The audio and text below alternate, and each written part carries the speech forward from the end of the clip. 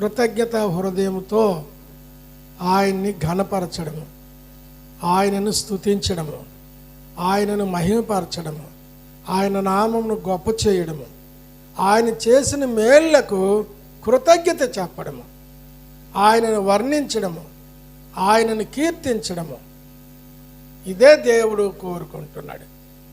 మన దగ్గర కోరుకునేది అదే, అంతకుమించి మన దగ్గర ఆయన ఏమి కోరలేదు. అయితే మీరు అనవచ్చు, అవునండి మరి దశమ భాగాలు, కానుకలు, కృతజ్ఞత అర్పణలు ఇవన్నీ మరి అడిగారు కదండి అంటే అవి కూడా మన కోసమే.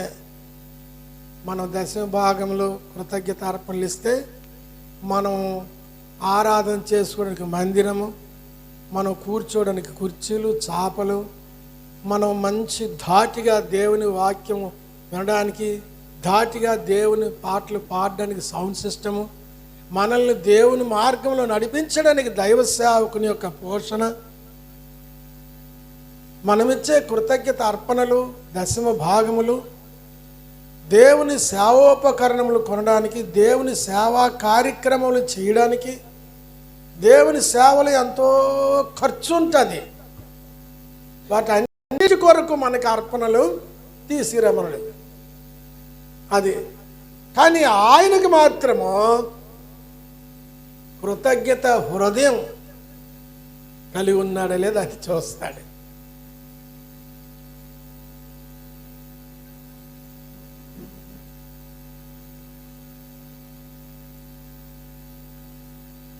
ఆయన్ని మహిమపరుస్తున్నామా లేదా చూస్తాడు. ఆయన నామమును గొప్ప చేస్తున్నామా లేదా ఇది చూస్తాడు. కాబట్టి దేవుడు మన జీవితంలో చేసిన మేలులకు కృతజ్ఞతాస్తుతులు చెల్లిద్దాము. ఎన్నో మేలులు చేశాడు, అవన్నీ ఒకేసారి మనం చెప్పుకోలేము, చెప్పుకోవడానికి వీలు పడదు. వారం వెంబడి వారం ఈ విధముగా దేవుని సన్నిధికి ఆరాధనకు వచ్చి ఒక్కొక్క వారము ఒక్కొక్క విషయాన్ని ధ్యానం చేస్తూ ఆ వారము చెప్పబడినటువంటి మేలుల కొరకు కృతజ్ఞత స్తుతులు చెల్లిస్తాము. అది దైవ క్రమము. అందుకే వాక్యం ధ్యానించడం జరుగుతుంది. ఒక వారము నాశనకరమైన జగట ఊబిలో నుండి నాశనకరమైన గుంటలో నుండి, ఆ జగట ఊబిగల దొంగ ఊబిలో నుండి నన్ను పైకి లేవచ్చావు, అది ధ్యానం చేస్తాం. అప్పుడు అవును ప్రభువా, నిజమే నాయన, నాశనకరమైన గుంటలో పడి ఉండేవాడిని, జగట గల దొంగ ఊబిలో ఉండేవాడిని, దిగబడిపోయాను, పాపములో కూరుకుపోయాను, కానీ నీవు నన్ను పైకెత్తినావు తండ్రి, నా అడుగులు నీ బండ మీద నిలబెట్టావు ప్రభువా అని ఆ వారం ఆ వాక్యం ధ్యానించి దాని కొరకు కృతజ్ఞత స్తుతి చెల్లిస్తాం. ఎంత మేలు చేసావు, ఎంత దిగబడిపోయి నన్ను పైకెత్తావు తండ్రి అని, అందుకని స్తుతిస్తున్నాను, నా అలాగా ఆరాధిస్తాం ఆ వారం. ఇంకొక వారము అనుదినము మా భారము మోయిచున్న దేవుడు, ఆయన అనుదినం మన భారములు మోయిచున్నారు అని ధ్యానం చేసి మనకు, అవును ప్రభువా, ప్రతిరోజు నా భారాన్ని భరిస్తున్నావు, నా కుటుంబ భారాన్ని, నా వ్యక్తిగత భారమును, నా పిల్లల భారమును భరిస్తున్నావని ఆ దినము ఆ లేఖనాలు చెప్పినప్పుడు ఆ లేఖనాన్ని అనుసరించి, నిజమే ప్రభువా, నీవే నా భారం మోయకపోతే నేను నా భారం మోయలేక పడి చెడిపోయేవాడిని తండ్రి, నీ లేఖను చెప్పినట్టుగా యెహోవా మీద నీ భారం మోపము, ఆయనే నిన్ను ఆదుకొనును అని. నిజమైన ఆయన, నా భారములన్నీ నీ మీద మోపగా నువ్వు ఆదుకున్నావు తండ్రి, నీకు స్తోత్రునని ఆ వారము ఆ లేఖను చెప్పినప్పుడు దాని కొరకు స్తుతిస్తావు. అలాగే నీ జీవితంలో చేసిన మేళ్ళన్నీ ఒక్కొక్క వారము ఒక్కొక్క ఆ మేలులను గురించి దైవ సేవకులు వివరిస్తారు. ఆ వారము ఆ మేలుల కొరకు కృతజ్ఞత స్తుతి చెల్లిస్తాము, ఆరాధిస్తాము. కృతజ్ఞత స్తుతి అంటే చేసిన మేలుకి స్తుతి చెల్లించడం కృతజ్ఞత. ఆరాధన అంటే ఆరాధన, ఆయనను వర్ణించుట, ఆయనను పొగడుట, ఆయనను ఘనపరచుట, ఆయనను కొనియాడుట. ఆయన దయ ఎంత గొప్పదో, ఆయన కీర్తి ఎంత గొప్పదో, ఆయన మహిమ ఎంత గొప్పదో, ఆయన మనసు ఎంత మంచిదో, ఆయన మన కోసం చేసిన త్యాగం ఎంత గొప్పదో, ఆయన ఎంత మంచివాడో ఆయనను వర్ణించడము, అది ఆరాధన.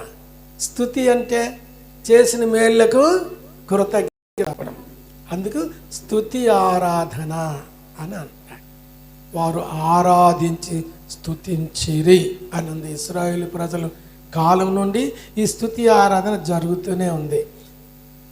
దినవృత్తాంతముల గ్రంథం, మొదటి దినవృత్తాంతముల గ్రంథం 7:3 చదవండి. మొదటి దినవృత్తాంతముల గ్రంథము 7:3. చాలు తల్లి. రెండవ దినవృత్తాంతులు చూడు తల్లి. రెండవ దినవృత్తాంతుల గ్రంథము 7:3. అగ్నియు యెహోవా తేజస్సును మందిరము మీదికి దిగగా ఆ అగ్నిని, ఆ తేజస్సును చూచి ఇశ్రాయేలీలందరూ మందిరములో ఏం చేశారు? సాష్టాంగ నమస్కారం చేశారు. చేసి ఇప్పుడు ఆరాధిస్తున్నారు. ఏమని? యెహోవా దయ. అంటే యెహోవా ఎటువంటి వాడో వివరిస్తున్నారు. యెహోవా ఎటువంటి వాడని చెప్తున్నారు?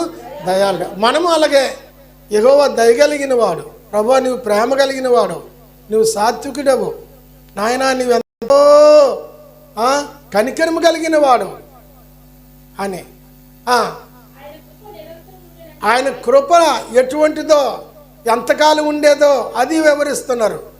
నీవు దయాళుడవు, నీ కృప నిరంతరం ఉండును, 4 రోజులు ఉండి పోయేది కాదు, కొంచెం కొంచెమే కాదు.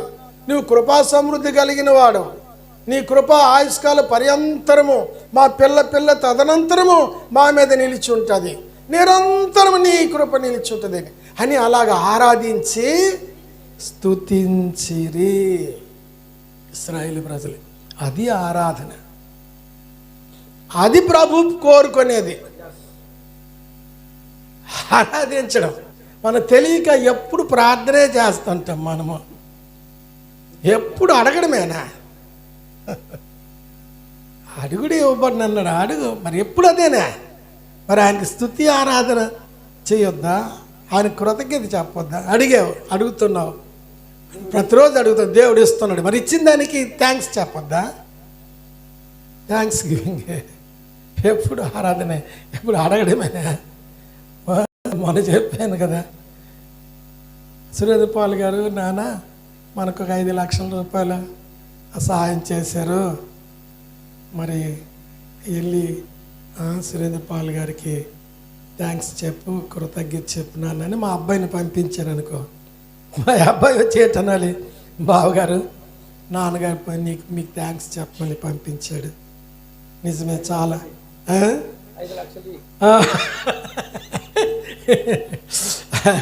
కాబట్టి మాకు 5 లక్షల రూపాయలు ఇమ్మన్నారు అన్ననుకో, ఇంకో 5 లక్షలు ఇవ్వండి అన్ననుకో.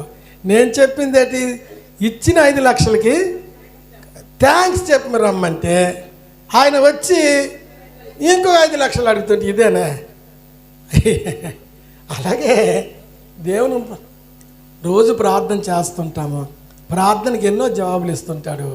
ఆ జవాబులకు మనం కృతజ్ఞత, స్తుతి, ఆరాధన చెయ్యాలి. అందుకే దేవుని మందిరంలో సంఘముగా మనము సమకూడుతాము.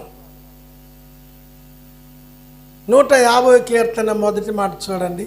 150వ కీర్తన మొదటి మాట.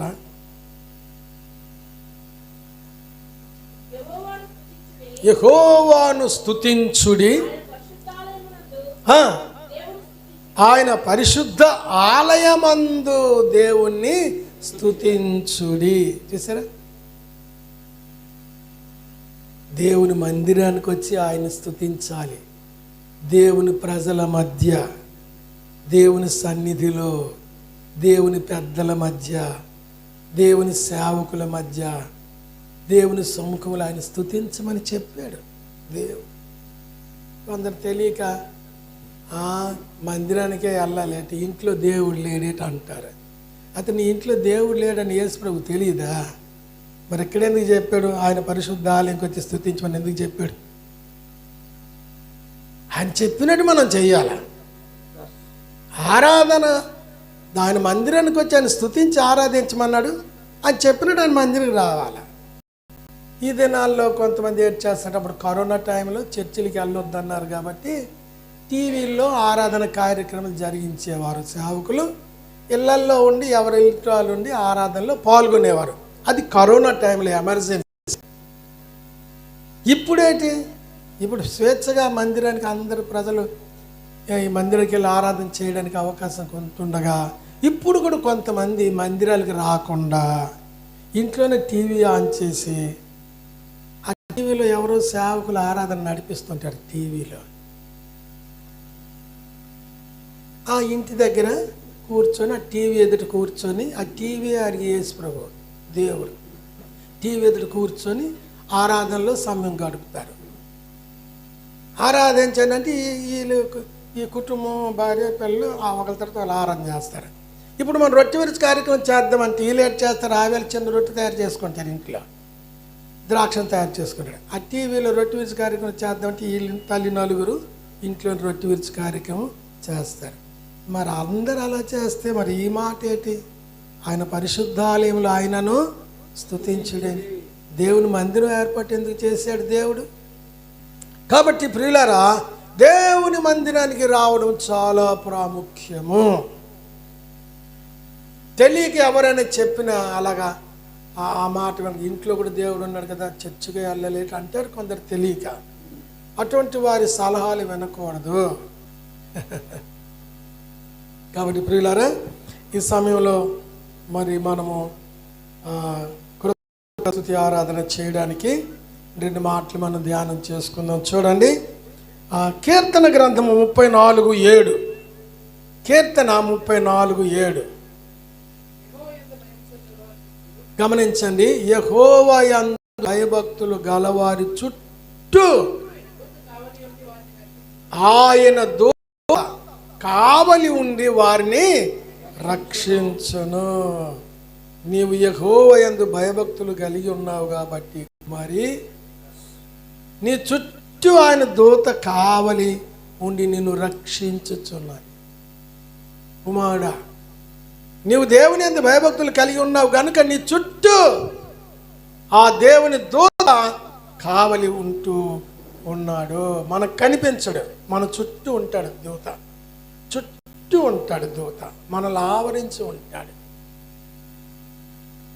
ప్రతి విధమైన అపాయం నుండి, కీడు నుండి మనల్ని రక్షిస్తాడు. ఇంకొక వచనం చూడండి, కీర్తన 91, 11, 12 వచనాలు చూడండి. కీర్తన 91, 11, 12 వచనాలు. నీ మార్గములన్నింటిలో నిన్ను కాపాడుటకు ఆయన నిన్ను గూర్చి తన దూతలకు ఆజ్ఞాపిస్తాడు. నీ మార్గములన్నిటిలో నువ్వు ఏ రోజు ఏ మార్గం గుండా వెళ్ళినా సరే, నువ్వు డ్యూటీకి వెళ్ళే మార్గం, కాలేజీకి వెళ్ళే మార్గం, బజారుకి వెళ్ళే మార్గం, బంధువుల ఇళ్ళకి వెళ్ళే మార్గం, నీవు ఎక్కడికి వెళ్ళినా నీ వెళ్ళే మార్గములో నిన్ను కాపాడుటకు ఆయన ఎవరికి ఆజ్ఞాపిస్తాడు? తన దూతలకు ఆజ్ఞాపిస్తాడు. ఇదిగో దూతలారా, ఇదిగో నా కుమార్తె డ్యూటీకి వెళ్తుంది, అదిగో పలానా మార్గం గుండా వెళ్తుంది, వెళ్ళండి, భద్రంగా తీసుకెళ్ళి భద్రంగా తీసుకురండి అని తన దూతలకు ఆజ్ఞాపిస్తాడు. మన పట్ల ఎంత బాధ్యత ప్రభువుకి. మీరు ఏ మార్గం గుండా వెళ్ళినా, బండిలో ప్రయాణం చేసిన, బస్సులో ప్రయాణం చేసిన, కారులో ప్రయాణం చేసిన, 2 వీలర్లో ప్రయాణం చేసిన, విమానంలో ప్రయాణం చేసిన, ఆకాశంలో ప్రయాణం చేసిన, ఓడలో ప్రయాణం చేసిన, నీ మార్గములన్నిటిలో నిన్ను కాపాడుటకు ఆయన తన దూతలకి ఆజ్ఞాపిస్తూ ఉన్నాడు. అందుకే నేటి వరకు సజీవులుగా ఉన్నాము. ఆయనే తన దూతలకు ఆజ్ఞాపించి ఉండకపోతే, ఆయన దూతలే మనం కాపాడకపోతే ఎప్పుడూ చనిపోదు, ఎప్పుడూ ప్రమాదాలకు గురి అయిపోయి అనేకమైన హానికరమైన వాటికి గురి అయిపోయి చనిపోయి ఉండేవారమే. ఈ 2026 సంవత్సరం వరకు మనం సజీవులుగా ఉన్నామంటే ఆయన కాపుదల. అంతేకాదు చూడండి, కీర్తన 121 7-8 వచనాలు చూడండి. ఏ అపాయము రాకుండా యెహోవా నిన్ను కాపాడును. ఏంటి కాపాడుతాడు? దుష్టుడు సైతాన్ని మన ప్రాణమును తీసివేయాలని, ప్రాణాపాయం కలుగు చేయాలని చూస్తూ ఉంటాడు. అడుగడుగున అన్ని చోట్ల కాస్తూ ఉంటాడు. కానీ ప్రభు నీ ప్రాణమును కాపాడును. ఈ అపాయం రానివ్వడు. ఇది మొదలుకొని నిరంతరము, అంటే ఒకరోజు కాపాడి ఒకరోజు కాపాడకపోవడం కాదు. ఒక మార్గంలో కాపాడి ఇంకొక మార్గంలో కాపాడకపోవడం కాదు. నిరంతరము నీ రాకపోకలయందు యెహోవా నిన్ను యెహోవా నిన్ను కాపాడును. నీ రాకపోకలయందు నువ్వు ఇంటిలోనికి వచ్చినప్పుడు ఆశీర్వదించబడతావు, ఇంటి నుండి బయటికి వెళ్ళినప్పుడు ఆశీర్వదించబడతావు. నీ దేవుడు అంత మంచి దేవుడు, నిన్ను అంతగా ప్రేమిస్తున్నాడు. మన దేవుడు అంత మంచి దేవుడు. అందుకే నేటి వరకు మనం సజీవులుగా ఉన్నాము. చూడండి ఇంకొక వచనం చూడండి ప్రియులారా. యెషయా గ్రంథము 27 అధ్యాయము 3వ వచనం. యెషయా గ్రంథము 27 అధ్యాయము. యెహోవా అను నేను. మన మీద ఎట్ చేస్తుండమ్మా? కాపుదల, ప్రొటెక్షన్. ఎస్, చదువు నాన్న. ఎప్పుడు ప్రతి నిమిషము ఎవడును నీ మీదికి నా మీదికి రాకుండా ఉండునట్లు దివారాత్రులు మనల్ని కాపాడుతున్నాడు. దివారాత్రులు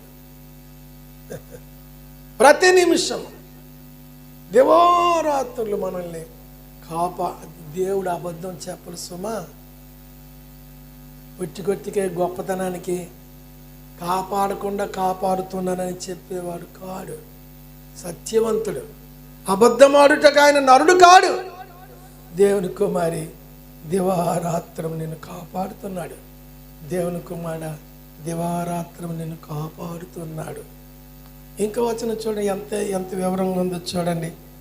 ఇంకో వచనం చూడండి, 121వ కీర్తన 4వ వచనం చూడండి. ఇశ్రాయేలును కాపాడువాడు కొనుకడు, నిద్రపాడు.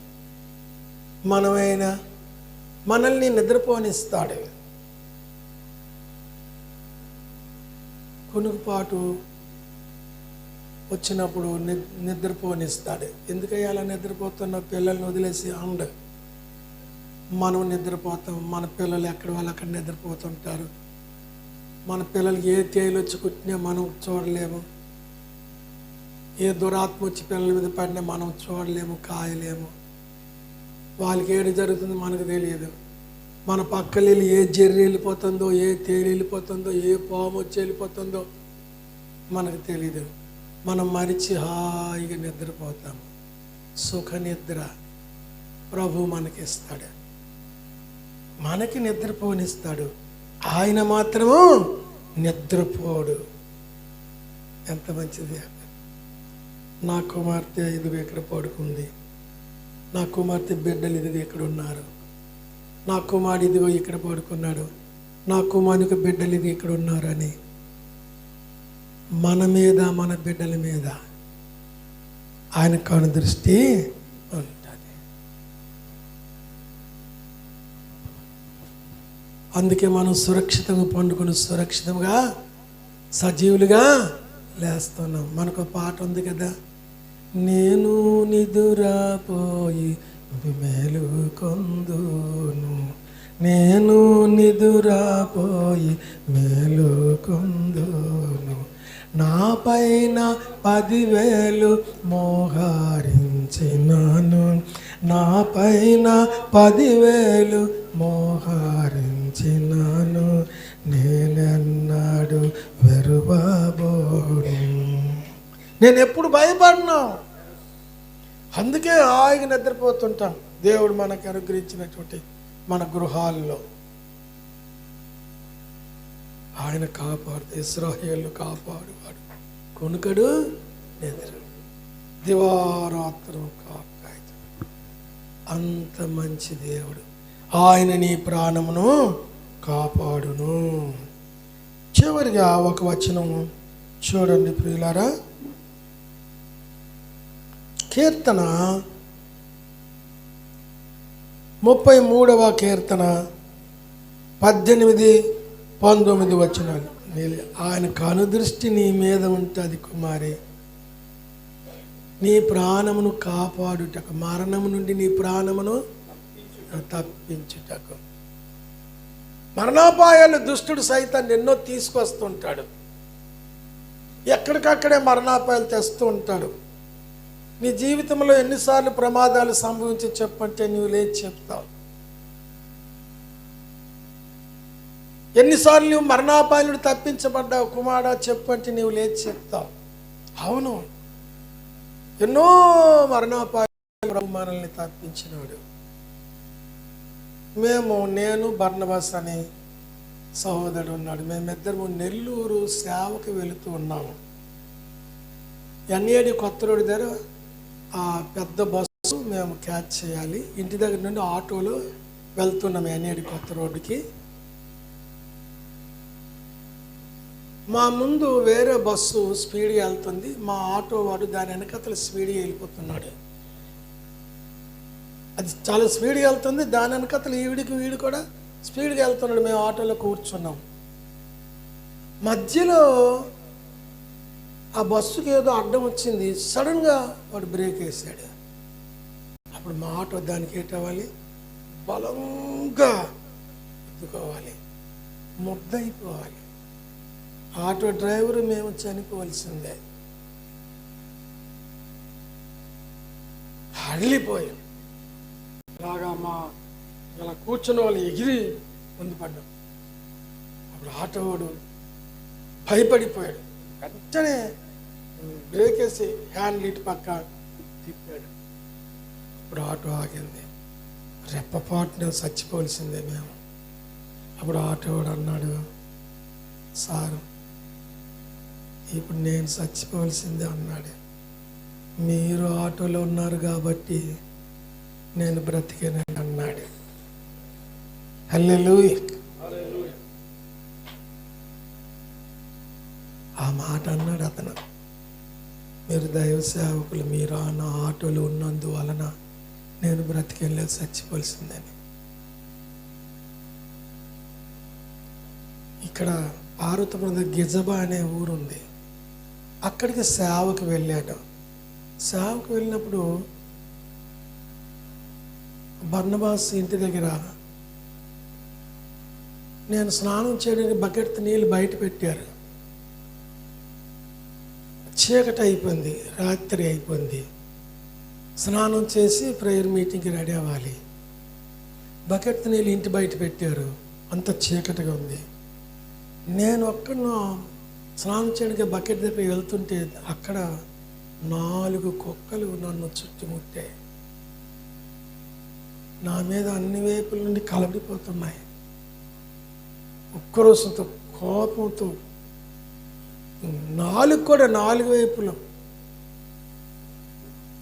ఒక్కొక్క కాలు అందుకోవాలని, ఒక్కొక్క చెయ్యి అందుకోవాలని, ఒక్కొక్క ఇలా 4 వైపులను ఎవరు అరుస్తున్నాయి. భయంకర అరిసి నా మీద కలబడిపోతున్నాయి, పైకి వచ్చేస్తున్నాయి. ఎవరు కూడా వాటిని తోలడానికి ఎవరు మనుషులు లేరు.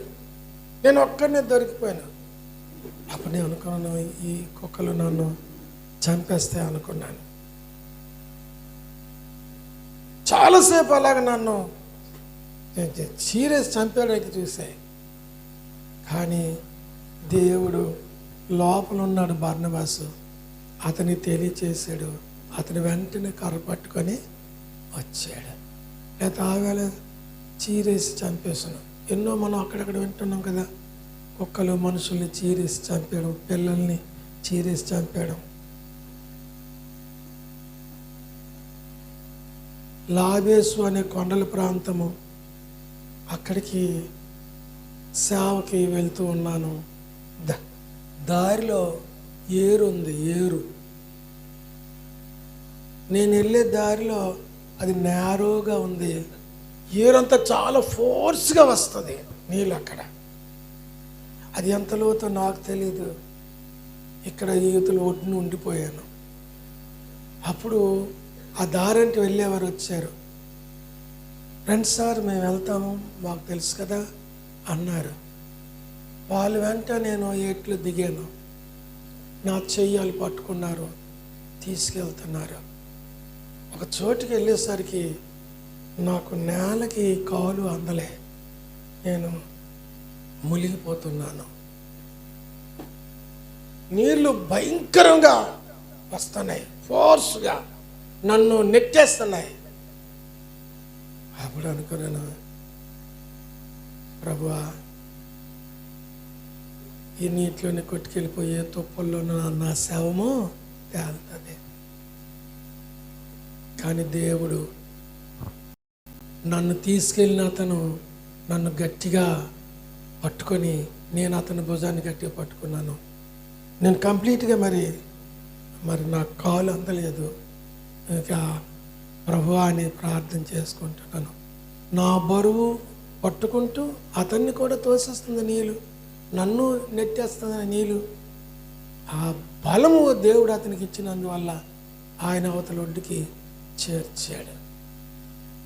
ఎక్కడికక్కడ అలాగ అపాయాల నుండి ప్రభు సేవకి వెళ్ళినప్పుడే దుష్టుడు ఎక్కడ దొరుకుతాడు వీడిని నిర్మూలన చేయాలని చూస్తుంటాడు. ఒక చోట సేవకి వెళ్ళేటప్పుడు నేను మీటింగ్ జరుగుతుంది, సేవకి వెళ్ళినప్పుడే మీటింగ్ జరుగుతుంది, నేనేమో వాష్రూమ్కి వెళ్ళాను. మీటింగ్ జరుగుతుంది, నా పాత్ర అయిపోయింది, పాటలు పాడడం ఇవన్నీ చేశారు. పిలిచారు వాళ్ళు మీటింగ్కి, నన్ను పిలిచారు. అయింది, నేను మధ్యలో వాష్రూమ్కి వెళ్ళాను. వాష్రూమ్కి వెళ్ళి అట్నుండి వచ్చి కొబ్బరి చెట్టు కింద జస్ట్ మంచి ఎండగా ఉంది, జస్ట్ ఒక 5 నిమిషాలు నిల్చున్నాను. ఎక్కడ దొరికాడురా అనుకొని మరణము. ఆ కొబ్బరి చెట్టు నుండి ఎండిపోయిన కొబ్బరికాయ సరిగ్గా నా తల మీద పడింది. చెట్టు మీద నుండి కొబ్బరికాయ పడ్డం, ఎండిపోయింది, పచ్చిది పడదు, ఎండిపోయి పడిపోయింది ఇంత కొబ్బరికాయ. వీళ్ళరా కళ్ళు చిమ్మ చీకట్లు కమ్మాయి, చెవులు గింగురు మనిపోయి, దెబ్బతో నేను నేల పడిపోయి గిలగిల కొట్టుకొని చావలసింది. కానీ ప్రభు అప్పుడు కూడా అపాయం నాకుండా రాకుండా ఆయన నీ ప్రాణమును కాపాడు. మరణము తప్పించుట యెహోవా వశము. ఎక్కడికక్కడే సేవకు వెళ్తున్నప్పుడే ఇలాగ ఎన్నో అనుభవాలు. మిమ్మల్ని అడిగితే మీరు కూడా చెప్పగలరు, అవునండి, నిజమండి, ఫలానా చోట నేను చచ్చిపోవలసిందే, ప్రభువు నన్ను కాపాడాడు, ఫలానా చోట నేను చనిపోవలసిందే, ప్రభువు నన్ను కాపాడినాడని చెప్పగలరు. కొమరాడ ఏట్లు కూడా అలాగే ఏరు దాటి వెళ్తున్నాము, మాకు తెలియదు అది ఎంత ఉందో. ఆ ప్రకాష్ వాళ్ళు తీసుకెళ్ళారు. అవి పారే నీళ్ళు, అవి చెరువున నీళ్ళు ఎంతవరకు వచ్చినా పర్లే, కథలో ఒడ్డుకెళ్ళు పారుతున్న నీళ్ళు, నాకెంతవరకు నీళ్ళు వచ్చేసాయి.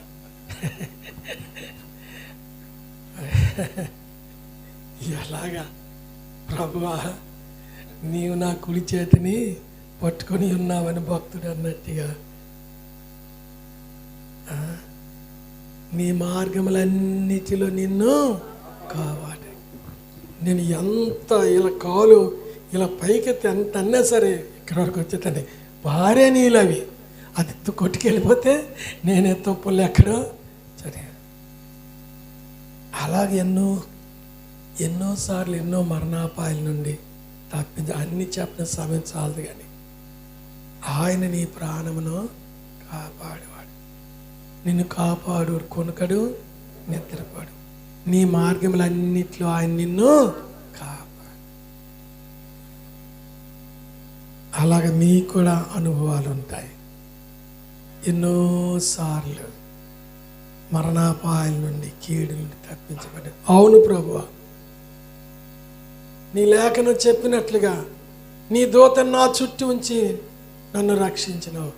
నా మార్గములన్నిట్లో నన్ను కాపాటు దూతలు ఆజ్ఞాపించావు. ఎన్నో మరణాపాయాలు నన్ను తప్పించినావు తండ్రి అని కృతజ్ఞతతో ఆ ప్రభువుకి మనము స్తుతి చెల్లించుదాము.